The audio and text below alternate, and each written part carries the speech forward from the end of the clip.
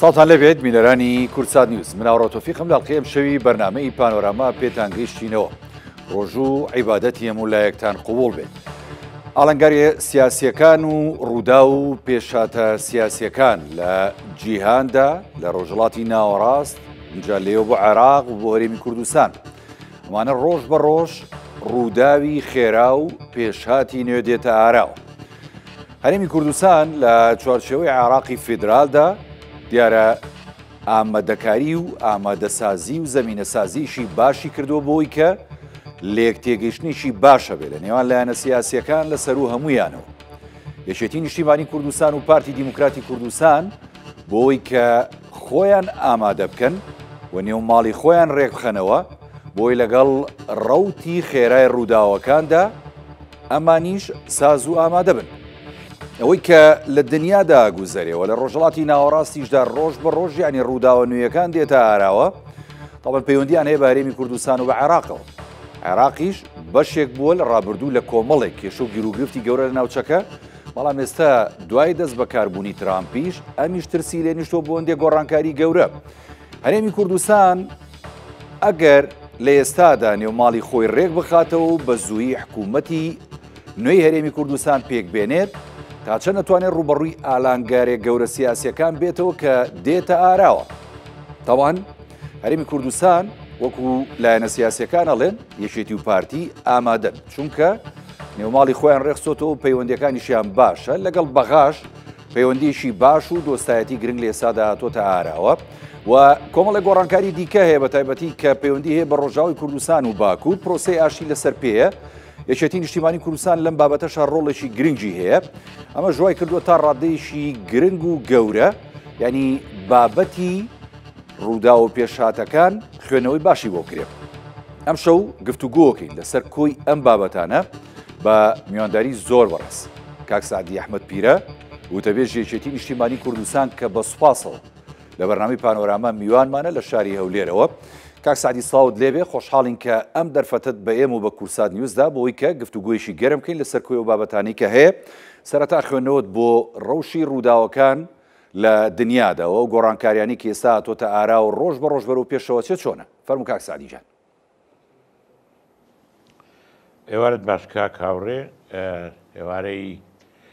بینەران باش و خوا ڕۆژەکان قبول بکە. لە ڕاستیدا لە هەفتی دەوە لە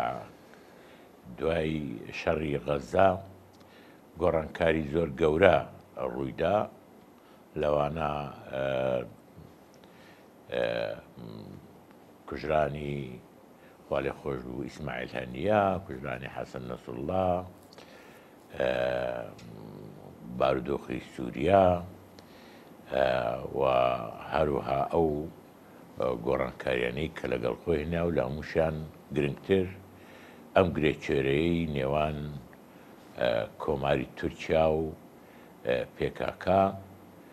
و لێک نزیک بوونەوە لە هەرێمی کوردستان لەگەڵ لە چوارچێوەی ئیدارەی دەوڵەت لەگەڵ لایەنە عێراقیەکان و دەستکردن بە تێکگەیشتن و تێکگەیشتنی باشتر و چارەسەرکردنی کێشەکان بۆ ئەوەی مەوزوعەکەی بینی هەرێم و حکوومەتی فیدرالیش لە موچەدا چڕ نەکرێتەوە، موچەوەکو بڕیارێکی دادگای فیدرالی مەفروض بوو کۆتایی پێبێ، بەڵام شتی تری هەبوو لە شانبەشانی موازیرە بۆ موچە کە بەشێک لە کێشەکانی قوڵتر دەکرد. من پێم وایە لە دەستپێکی قسەکانت تۆ باشی بۆ چوی من لە مانگی 12 ئەو گۆڕانکاریانە و هاتنی سەرکەوتنی بەڕێز سەرۆک کۆماری وڵاتی یەکگرتووەکانی ئەمریکا ترامپ لەگەڵ باسی ئەوم کرد کە هەندێک لە دۆستەکانی کە هەمانە لە ئەوروپا باسی ئەوە دەکەن پێویستە لە هەرێمی کوردستان و لەو جیانی کە ناکۆچی هەیە خۆیان ناکۆچیەکان پێش دەست بەکاربوونی ترامپ کۆتایی پێبینن. بۆ من پێم وایە یەکێتی و پارتیش لەم دانوستانەی کە هەیەە لە چوارچێوەی گۆڕانکاریەکانی دەوروبەری خۆمان کۆمەلگای نێونەتەوەی ناوەی هەرێم هەر کەسە هەوڵی ئەوەیدا سەقفی داخوازیەکانی بگونجین لەگەڵ ئەو گۆڕانکاریانە ئەگەر تێبینیمان کرد بێ نزیکبوونەوەیکی باش هەیە لە نێوان یەکێتی نیشتیمانی کوردستان و پارتی بە ئومێدی هەرچی زوو حکوومەتێکی چالاک و ئەکتیوی هەرێمی کوردستان چونکە ئێستا لە هەموو کاتێک زیاتر پێویستمانە بۆ ئەوەی هەرێمی کوردستان ئەو گۆڕانکاریانەی کە لە ناوچەکە دێ بۆ ئەو گۆڕانکاریانەی کە لە دنیا ڕوویداوە لە دەستکەوتەکان بێبەش نەبێ مەشغولی خۆمان نەبین مەشغولی چنینەوەی بەری ئەو گۆڕانکاریە نەبین. دەست خۆش کاک سعدی ینی بەڕاستی تیشکێکی جوانت خستە سەر کۆی بابەتەکانت جا لێشەوە هاتیتەوە بۆ هەرێمی کوردستان میژەمێ هەر لە بابەتی هەرێمی کوردستان بمێنمەوە چکە زۆر گرنگە بە نیسبەت هەم خەڵک هەم لایەنە سیاسیەکان یا هەم ئەوانەی کە ینی متابع و چاودێری پرۆسەی سیاسین لە هەرێمی کوردستان تاوان جەناب دامەژت پێداکە ینی بەرەو پێشچوونێکی باشێ لە پەیوەندیەکانی نێوان یەکێتی و پارتی لەسەر ئاستی باڵا لەسەر ئاستی پێکێنانی حکوومەت ئەمە خەڵک زۆری پێخۆشەوە خەڵک دەوێت بپرسێت ئاخۆ یعنی یەکێتی و پارتی کە ئەم کۆبوونەوانیان بەردەوامە ئێستا تاوان ئێمە بیسین لەسەر زاری بەڕێزە بەرپرسانی پارتی کە دەڵێن بەرەو پێشوونی باشەیە بەڵام لە پشتی پەردە و لە کۆبوونەوە داخراوەکان چی دەگوزارێت لە نێوان یەکێتی و پارتی گەیشتوونەتە هەموو ڕێکەوتن و ئالانگارەکانیان تێپەڕاندووە یاخود نەخێر بابەتی قورزێشتە ماوە لە نێوانیانە کاک سعدی بابەتی زۆری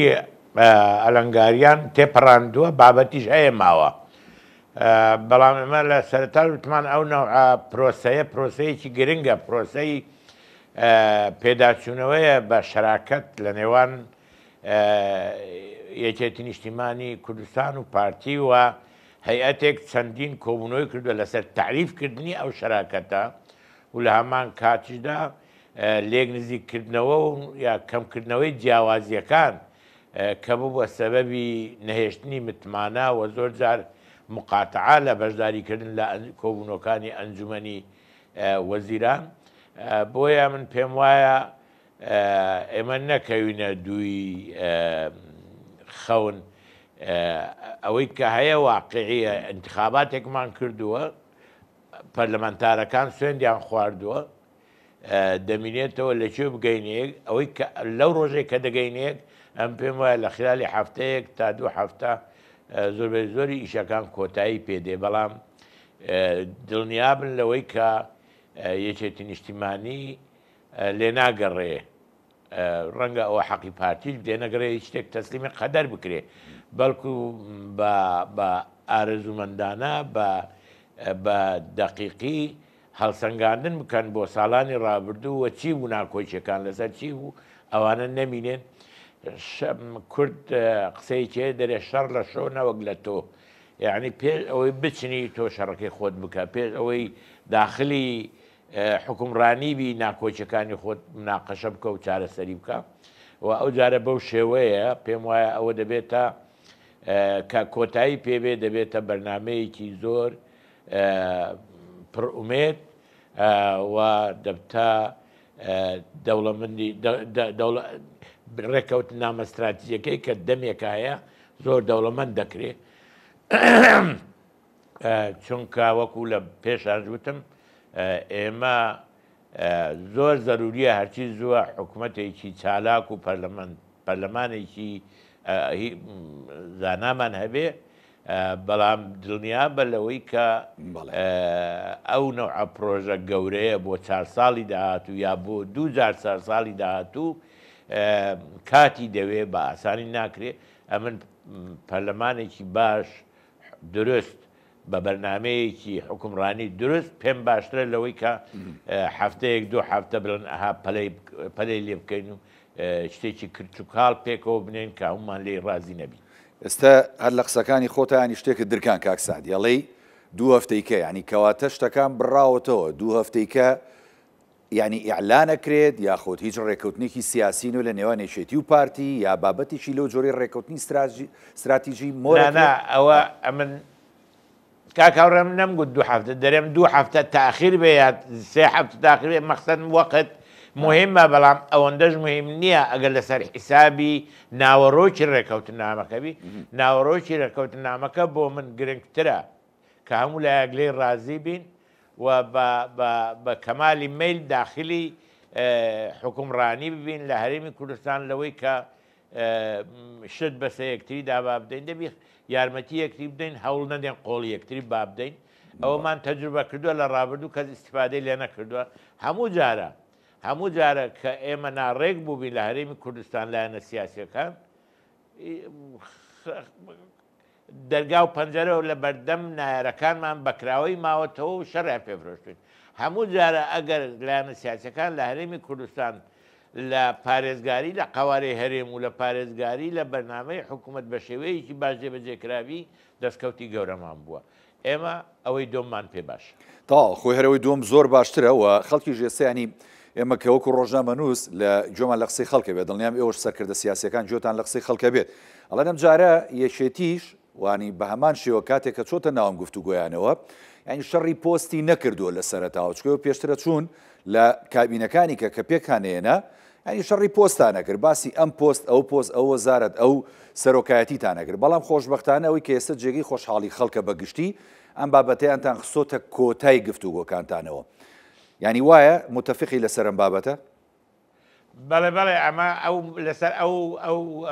بابەتە ئیش دەکەین ئێمە کە ئیش بۆ خەڵک نەدۆزینەوە خەڵک بۆ ئیشەکە بدۆزینەوە ئیشەکە تعریف بکرێ بزانین ئەوەی کە ئەم ئیشە جێبەجێ دەکە پێی دەکرێت یا پێی ناکرێت ئەو کاتەیەکی بۆ پەیدا بکەین کە ئەو شەی پێجێبەجێ بکرێت ئەگەر ئەو بی دەبی پۆستەکە بکەوێتە ئەخیر پاش ئەوەی کە بەڕوونی وەزیفەکە چۆن جێبەجێ دەکرێت یەکیشی بۆ بدۆزینەوە باش کەواتە زۆربەی کێشە و ئالنگارەکانەکو جەناب بەدوتت تێپەڕێنراوە لە بابەتی گفتوگۆکانی پێکێنانی کابینەی دەیەمی حکوومەتی هەرێمی کوردستان بەڵام ینی پرسیارەکە ئەوەیە کاک سعدی گفتوگۆکان بەس لە نێوان یەشێتی و پارتی بەڕێوەچێ من نابیسینیانی لەگەڵ لایەنەکانی دیکە پێ دوایە حکوومەتی داهاتوو کابینەی دەیەم کە پێک دێ بەس لە نێوانی ئەم دوو حیزبەدا یاخود نەخێر لایەنەکانی دیکەش بەشدار پێیەکەن کاکەوڕە هەر لە دوای دەرچوونی ئەنجامەکانی هەڵبژاردن لەگەر هەموو لایە قسەکراوە هەر یەکێتی خۆی کردوێتی پارتی خۆی کردوێتی و بەشی زۆریان بۆ چەند جار کۆبوونەوە کراوە هەندێکیان ئیعلانیان کردووە کە ئەزن لە پەرلەمان بەشداری ناکەن هەندێک ئیعلانیان کردووە دەمینێن بە ئۆپۆزیسیۆنێکی ئیجابی هەندێکیان داوای ئەوە دەکەن کە من هەموو حکومڕانیەکە بدەن بە من ئێوە چاوەڕێکەم ببینم زان من چۆن حکومڕانی دەکەم یعنی مامەعنا و بەردێکی زۆر زل کە پێی هەڵناگیرێ دەیەوێت بخاتە بەردەمی ئەم پرۆسەیە بۆیە خەڵک چاوەڕێی ڕێکەوتنێکی دروست و بخوێنتەوە و بەرچاوی ڕوون بێ حاڵی حاضر ئەوانەی کە ئامادەن بۆ حکومڕانی پێکەوە لە حکوومەتێکی ئیتلافی و شەراکەتێکی حەقیقی یەکێتی نیشتیمانی کوردستان و پارتی دیموکراتی کوردستانە بە دڵنیاییەوە لایەنە سیاسیەکانتر چێ بیەوێ لە چ مەوقع لە چ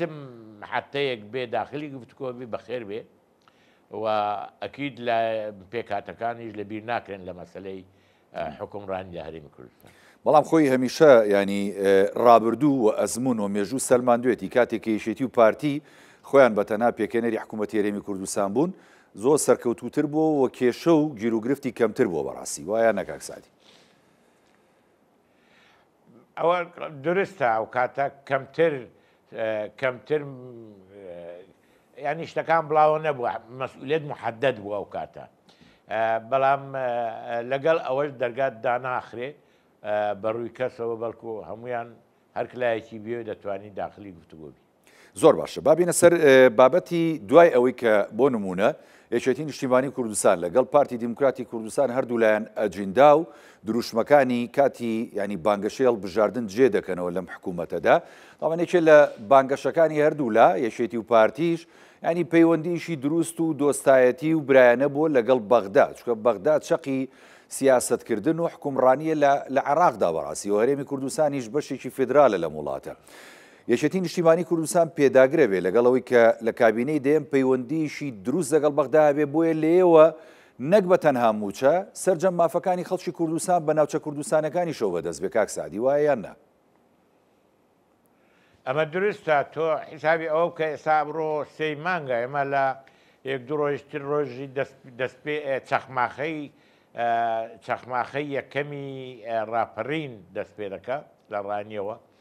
ئەمە چمامە بیردینێتەوە پێم وایە بەنسبەت یەکێتی و بەنسبەت هەموو ڕێکخراوە سیاسیەکانی کوردستان هەمووی ئەزانەیە کە ئەم بارودۆخی ئێستا هەمانە بە چ زەحمەتێک بەدەست هاتووە و بۆیە باشترین شت ئەوەیە ئێمە ئەو پێگەی لە هەرێمی کوردستان هەیە ئەو پێگەی هەرێمی کوردستان لە کۆمەلگای نێونەتەوەی هەیەی و تعامل لەگە هەرێمی کوردستان تعاملێکە کە زیاتر لە دامەزراوێکی فیدرالیە پێویستە ڕێز لەو تعاملە بگرین و ئەو پێگەی هەرێم بەهێزتر بکەین ئەوە بەوە بەهێزتر دەبی ئەمە واز لە کاتی هەڵبژاردن حملەی هەڵبژاردن چ دەڵێ بڵێ بەڵام لە دوای هەڵبژاردن و کەوتنە گفتوگۆ لەسەر حکومڕانی پێویستە هەوڵی ئەوە بدەین ئێمە وەکوتم هەم سەقفی داخوازیەکانمان بگونجین لەگە گۆڕانکاریەکان هەمیش وەڵامی پرسیارەکانی خەڵک بدەینەوە ئەوەی کە وەحدمان پێدایە لە کاتی هەڵبژاردن چیمان پێ بکرێت بۆیان جێبەجێ بکەین. ڕقم دوو حتا ئەوانەی کە لە ئۆپۆزیسیۆن بۆ ئێمە گرنگە ئۆپۆزیسیۆنێکی ئەکتیڤمان هەبی ئۆپۆزیسیۆنێک لەسەر ئەساسی دروست ئۆپۆزیسیۆنیش بە شێوەی خۆی لە مەرجعی خۆی مشارەکە دەکات لە حکومڕانی لە ڕێگای دەستنیشان و تەشخیصکردنی ئەو کەم و کوڕیانەی کە ڕەنگە تیمی حکومڕانی نەیبینی بەڵام ئۆپۆزیسیۆن بۆ بەکارهێنانی بۆ حملەی انتخابات بۆ خۆ ناساندن باشتری دەبینی ئەویش نەوەیەکە لە حکومڕانی. لەوەش زیاتر ئەم دەبێت ئێمە ئەوە بزانین کە دەستوری عێراق بەو شێوەیە کە ئێستا هەیە ئەمە ڕێگای خاریتەی ڕێگایە بۆ ئێمە و کێشەکانمان کە لەگەڵ حکوومەتی فیدرال لە چوارچێوە ئەو دەستورەدا چارەسەر بکرێت. هەوڵی ئەوە بدەین کە هەرێمی کوردستان ڕێز لە مادەکانی دەستوری بگری وەکو تا ئێستا کردوێتی و مەسافەیەکی دوورێژ لە سنوورەکان لە ڕێگای دامەزراوەکانی هەرێمی کوردستان دەپارێزرێ بە ناوی حرسی حدود یعنی هەرێمی کوردستان بە وەزیفەی خۆی عێراقی و بە وەزیفەی خۆی کوردستانی هەڵساوە و من تەسەور دەکەم ئەو متمانەیەی کە هاوپەیمانان ئەو متمانەی کە کۆمەلگای نێونەتەوەی بارێمی کوردستانی پەیدا کردووە متمانەیەکی زۆر بەهێزترە لەگەر زۆر وڵات لە دنیا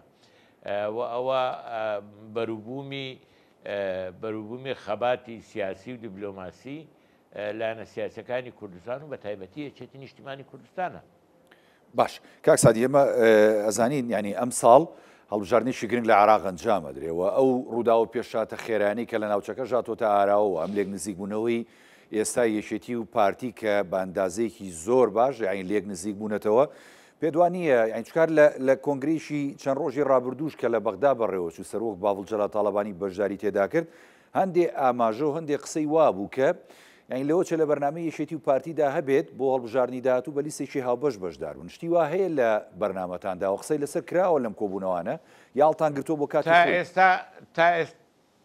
پێشنیارێکی جددیەوە پێشنیارێکە کە کاک بافل دەستی خۆش بێ ئەوم بادرە ئەو دەست پێش خەریەی کرد و ئەو دەست پێش خەریە لە ئەنجام سوود وەرگرتنە لە وەزعی کەرکووکی لە هەڵبژاردننی کەرکووک ئێمە لە هەڵبژاردننی کەرکووک بەداخەوە موفق نەبوون لەوەی بە یەک لیست دابەزین ئەگە بە یەک لیست دابەزیبان لە زیاتی 7 یا 8 کورسی مطمئنم 10 کورسیمان دەینا چونکە خەڵک لە کەرکووک بە لیستێکی هاوبەش زۆر زیاتر بەشداری هەڵبژاردننی دەکرد لەوەی کە بە لیستی جیاجیە و من پێم وایە ئەو سوود وەرگین لەو زەرەرەی کە کردمان سوود وەرگین لەوەی کە ئەنواعی بڕووبیانە و ماوە لە کەرکووک بەداخەوە سوود وەرگین لەوە بۆ بەشداریکردن لە بەغدا لە حکوومەتی فیدرال لە پەرلەمانی فیدرال بە لیستێکی هاو بەشدا بەزین سوود لە بچووکترین دەنگ وەرەگرین و هیچ دەنجێکمان بە خەسار ناڕوە و خەڵک تەشویق باشتر تەشویق دەبێت بۆی بەشداری بکە لە هەڵبژاردن و دەنگ بدە. باش کاک سعدی بابەتی ینی پرۆسەی ئاشتی لە تورکیا لە ینی یەکێتی نیشتیمانی کوردستان هەر لە ساڵی 93ەوە ینی بەڕابەتی سەرۆک مام جەلال کە بەردی بناغیدا ڕێژەری ئەم ئاشتیە بۆ لە تورکیا ئەو کات لەگەڵ خوا لێخۆش و تورگۆدۆزال سەرۆک کۆماری و کاتی تورکیا ینی پرۆسەیەکیان دەست پێ کرد. ئێستا ئەم پرۆسەیە کەوتۆتۆ سەر پێی خۆی و یەکێتی نیشتیمانی کوردستان ئێمە ینی ئەزانین بە پێ و راپۆرتانەی کە ئەیخوێنینەوە و ئاگامان لێتی ڕۆڵێکی گرنگی هەیە لەم بابەتەیە و هاتنی وەفدی دەم پارتیش کە پەیامی بەڕێز عەبدوڵڵا ئۆجالان ڕێبەری زیندانی کراوی پەکەکەیان پێبوو هاتنە سلەیمانی لەگەڵ یەکێتی و لەگەڵ سەرۆک باڤڵ کۆبوونەوە. پێتان وایە ئەم پرۆسەیە جارێکی دیکە لە تورکیا کە کەوتۆتەوە سەر پێ بە پشتیوانی ئێوە و لایەنەکانی دیکە سەرکەوتوو دەبێ ئەم جارە لە تورکیادا؟ من نامەوێت دەوری هیچ لایەنێکی کوردستانی کەم بکەمەوە بە پێچەوانە هەموو لایەنەکان هەموو کەسایەتیەکانی کە هەمانە بە تایبەتی سەرکردایەتی ئێستای یەکێتی نیشتیمانی و بەڕێز کاک بافڵ و هەموو جهودێکی خۆیان سەرف کرد تەنانەت ئێمە تووشی عقوبەی زۆریش بووین لەسەر ئەوەی ئێمە بژاردەی ئاشتیمان تەفزیل دەکرد لەسەر بژاردەی شەڕ. پێمان وابوو بەردەوامبوونی شەڕ بەکارهێنانی چەک بەردەوامبوونی تەنها خەڵکێکی زۆر بە فیڕۆ دەڕوا بەبێ ئەوی سوێدە ناگاتە ئەنجامیش ئەوە ئیمکانیاتێکی زۆری وڵات لە تورکیا بە خەسار دەڕۆ لە زیاتی ئاوەدانکردنەوەی دێوێرانەکان سوودوەرگرتن لە خاک و ئاو باشکردنی گوزارانی خەڵک و ئەم پرۆسەیەکە دەمێکە دەستی پێکردووە بەڵام بەو شێوە عەلەنیەی دیارە پاش پەیامەکەی سەرۆک عەبدوڵڵا ئۆجەلان بەڕێزیان کە ئەو پەیامەیدا و پەیامێک بوو کە پاش مبادرەی کۆماری تورکیا لەلایەن ڕێزدار دەوڵەت باخچەلی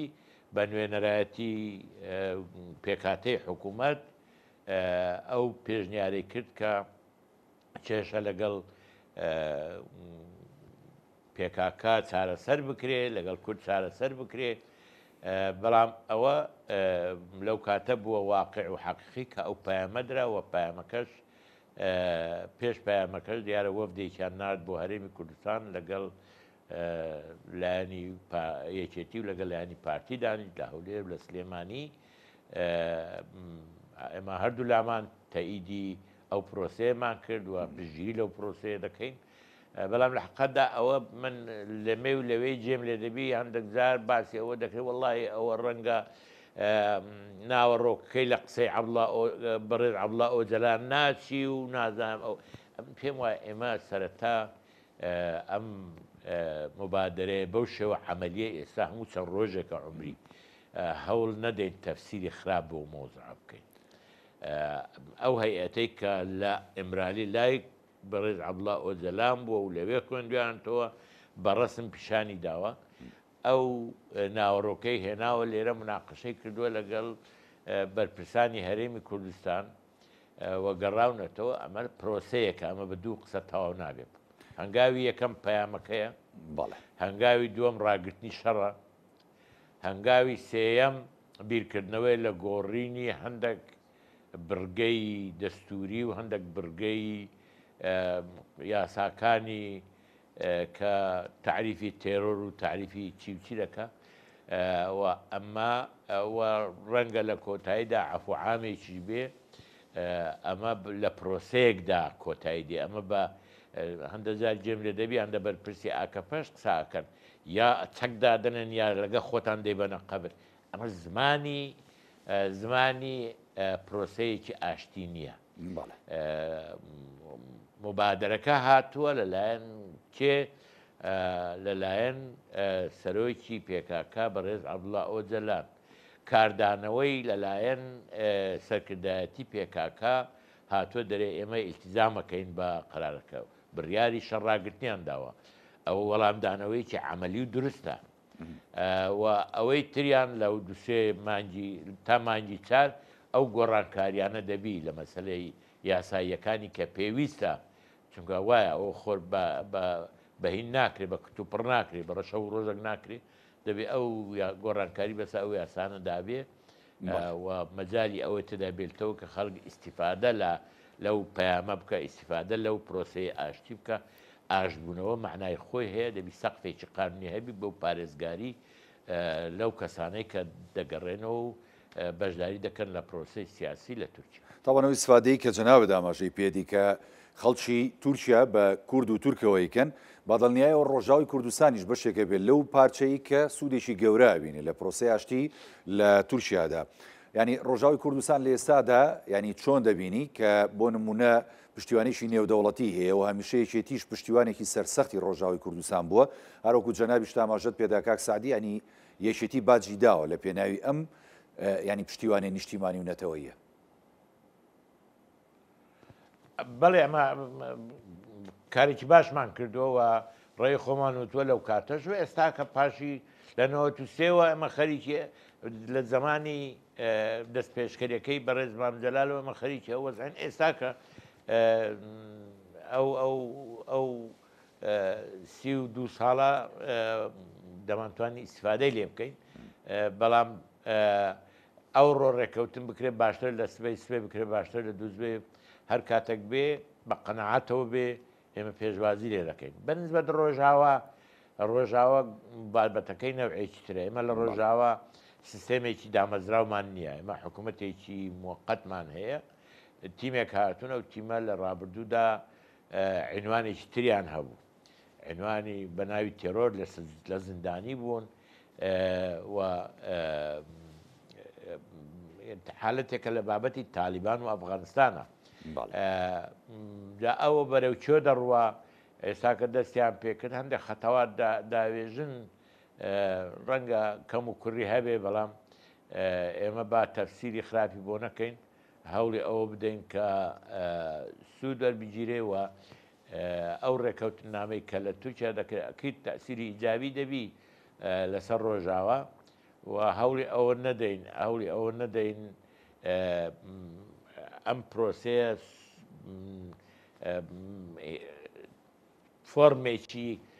فۆرمێکی دژی کورد دروستکە لە سووریا. من گێم لێ دەبی لە هەندێک ئیخوانی متەتەڕیف، لە هەندێک سەلەفی متەتەڕیف لەسەر مەسەلەی کورد ڕێی جیاوازیان هەیە، بەڵام تا ئێستا نەهج و شێوەی ئیشکردنی بەڕێز ئەحمەد شەرع مەقبولە، یعنی لەو فۆرمەی کە پێشترێ و بێتە ئێرە ئەوەی ئێستا زۆر جیاوازە، بەڵام هەوڵی ئەوە بدەین کە تێبگەین ئەوانیش ئەو بارودۆخی کە لە سووریا هاتە بێش خۆشیان بڕۆیان پێنەبوو، ئەسڵن خۆیان ئامادە نەکرد بۆ حکومڕانی، ئەوان بەو وەزعی خۆیانی ئەدلب و هێرشکردن بۆ کۆنتترۆلکردنی هەندێک جێگا لە حەلەب خۆیان ئامادەکرد، ئەوان زوانن ئەو داڕمانە ناو سوپای سووریا دەبێ و سووریا بە تەواوی دەستچێ و وڵات تەسلیم دەکا، ئەوان وڵاتێکیان وەرگرت بەبێ بەرنامە دەبی ئێستا و دەوردە بەرنامە دابنێن، چەند سەرکەوت و دەبن. ئێمە لە جێرەی ئەو هەیئەتەی کە دایان ناوەکو هەیئەتی خەبیر بۆ نووسینەوەی دەستور، من پێم وایە باشتر مراعاتی پێکهاتەکانیان کرد بە نوێنەر سیاسیەکانی پێکهاتەکانیان کرد بە ڕەنگە سەدای باشتری دەبوو، بەڵام ئێستا کەش پەلە نەکەین با کەمەک چاوەڕێکەین، هەر کەسە لە مەوقعی خۆیتی و قەسەدە و پەیەدە و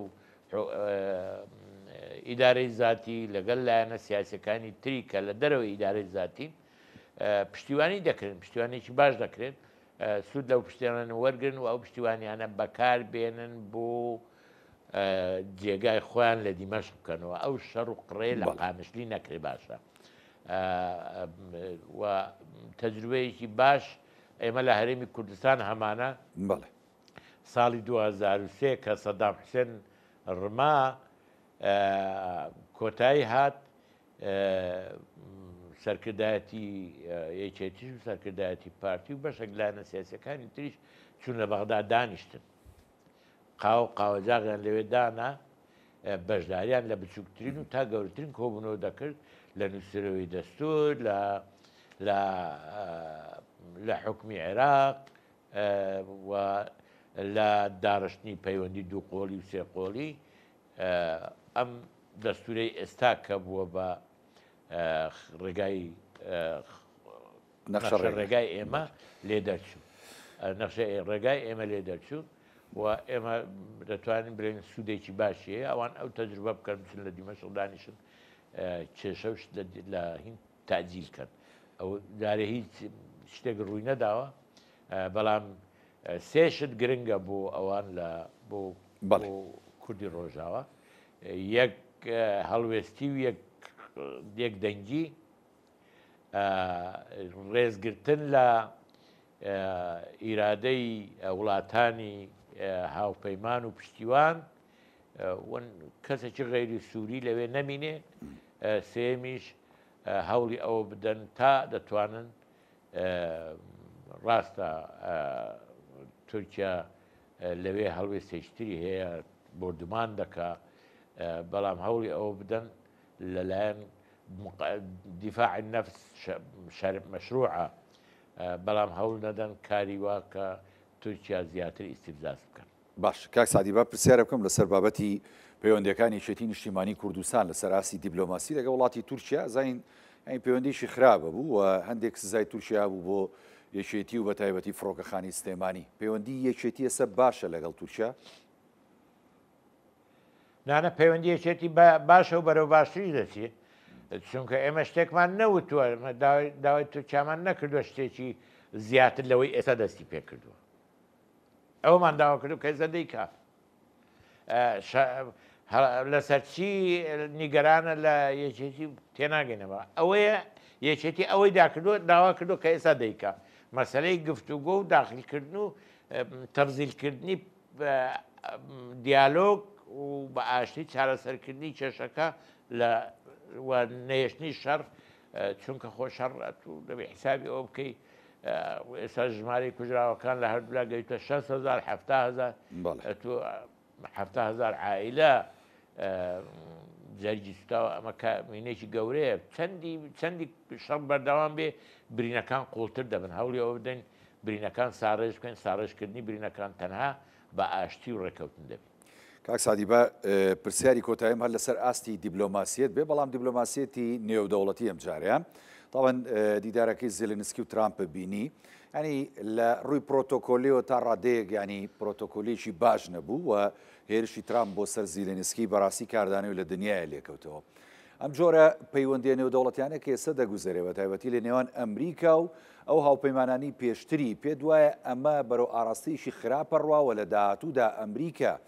ئەم ڕێچکەی پەیوەندی لەگەڵ هاوپەیمانەکانی دیکەی پەیڕەوەکە بە تایبەتی کوردیش کە خۆی بە هاوپەیمانی ئەمریکا ئازانێ لە ناوچەکە. کاک هاوڕێ ئێمە سەرۆک ترامپ جارێک کەش ڕئیس بووە دەزانین چۆن ئیشەکە و ئەوەی کە ئێستا ڕوویدا شتێک نییە لەوەی کە نەیوت بێت ئەو پێش بیستیەک تەنانەت لە مانگی 12 باسی ئەوەی کرد کە ئەمریکا ئەوەلەن و باسی ئەوەی کرد کە ئەو ناکۆچیانێکە هەوڵدەن تا بیستیمان کۆتایی پێبینن چکە من بێمە حکم من شەڕم ناوێ و ئەو دانیشتیان لەگەڵ ئەگەر هەموو فلیمەکە دیبی هەموو ئەوەی کە بڵاو کراوەتەوە ئەوان تقریبا نیوسعاتی یەکەم زۆر ودیە قسەکانیان لە نیوسعاتی دووەم ئەو تەشەنوزات دروست بوو پێم وایە ئەوی لە دەنگ بەرزکردنەوەی زێلنسکی بوو زێلنسکی هێنیش بۆ ئەکتەرێکی هونەرمەندە کۆمیدیە یعنی ڕەنگە کۆمیدی هەوڵی ئەوەی دابێ ئیسێزار بکە بەڵام بڕیارەکەی یان بڵێن ڕێکەوتنەکەی کە لەگەڵ ئەمریکا کردوێتی لەسەر کانزاکان و غاز و لەسەر مەوادی ژێر عەرز کە هەیەە هەر جێبەجێیان کرد. بۆیە من پێم وایە هەم دانیشتەکەی لەگەڵ زیلنسکی و هەم دانیشتەکەی لەگەڵ بەڕێز مەلک عەبدوڵڵا هین بوو ستایلێکی تازە بوو لە کۆبوونەوەی سەرۆکەکان. دیبلۆماسیەتی نێودەوڵەتی و پرۆتۆکۆلی نێودەوڵەتی کەواتە گۆڕانی بەسەرهاتەوە. کاک سادیجان من زۆ سوپاس دەکەم نازانم گە شتێکت ما بێ حەز ناکەم لەو زیاتر ماندووکەم ئەتوانی ئاماژەی پێ بفەرمێ. من هیوادارم کە ئێمە بە هەنگاوی باش بچینە پێش و حکوومەتی هەرێم زوو دروست بێ. من هیوادارم کە ئەو پرۆسەی ئاشتی لە تورکیا سەر بگرێ و گوێ نەدەنا سۆشیال میدیا هەندێک جار بە ناحەق تەفسیری بۆ دەکا و هەروە پرۆسەی